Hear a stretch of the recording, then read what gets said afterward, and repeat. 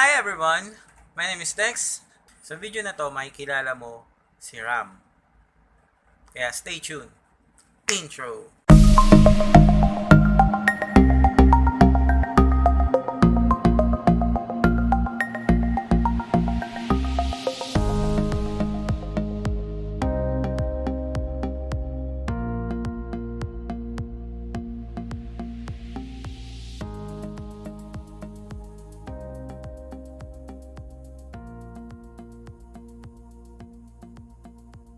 Ginagawa ko, yun, nagugustuhan ko yung process na to. Gusto ko lang i-share.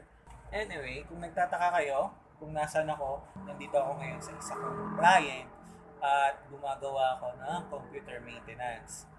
At eto nga, gaya ng nakikita nyo, mag-isa lang ako dito sa kwarto na to. Ganito ang nangyayari kapag mag-isa ka lang. Alright, okay. Sino si Ram? Actually, hindi sino si Ram eh. Ang tamang tanong dapat ay, ano ang RAM?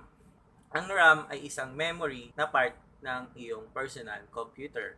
Ito ay nagko-contain ng data temporarily. Pagka sinutdown mo siya, mag-evaporate yung data na nakasave sa memory na yon. Siya ay yung tinatawag na volatile type ng memory. Like this one, ito yung RAM. Ito yung memory na sinasabi ko na part ng isang computer. Yun, gusto kong malaman nyo kung ano-ano ang silbi nito sa isang computer at para saan siya at paano siya nagpa-function.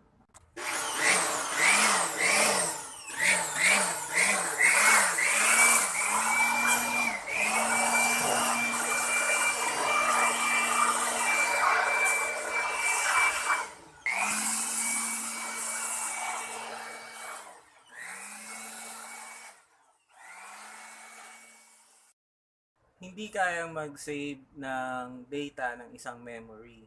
Bakit? Kasi temporary lang niya hino-hold lahat ng data na napupunta sa kanya. Pag sinutdown mo yung computer mo, automatic yung memory na nakalagay doon ay mawawala na. Hindi mo na siya makikita. Pero hindi mo siya napapansin na nagko-contain siya ng data.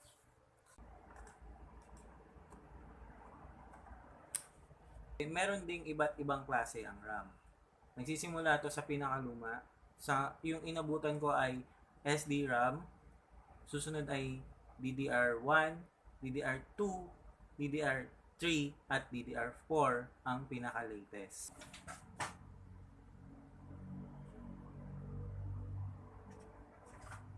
So kung ang susunod ay kung meron pang available ng mga to sa market, ang pinaka-latest ay DDR4 meron ng available sa market at DDR3. Mabibili mo siya ng brand new. Pero ang DDR1, DDR2, hindi mo na siya mabibili ng brand new. Mahirap na siyang hanapin pati. Meron kang mabibili mga second hand sa mga second hand store na lang. At ang SD RAM ay yung pinakaluma. So, madalang na rin or bihira ka na makakita ng ganyang klaseng memory. Ayun.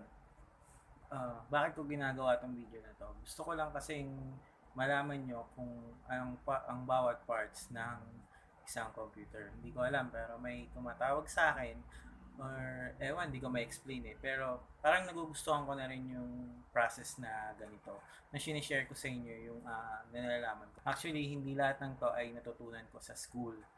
Natutunan ko rin to online by personal interest na rin. Search lang ako. So, ganon.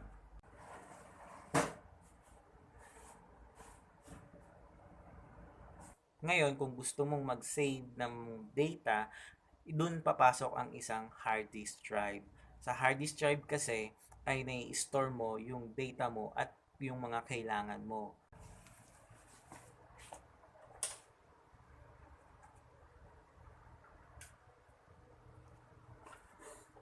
Ang next question natin is, gaano kalaki ang RAM na kailangan mo?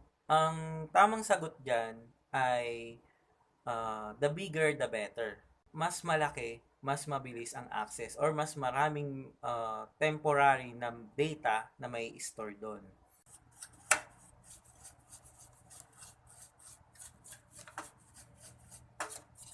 And today's apps, isa pang factor is mas malaki yung kailangan na memory capacity ng mga computer applications ngayon. So search nyo lang bago kayo mag-install or bago kayo gumamit ng isang computer apps, alamin nyo muna yung system requirement niya kung pasok ba yon sa inyong standards or sa standard ng meron kayo na computer.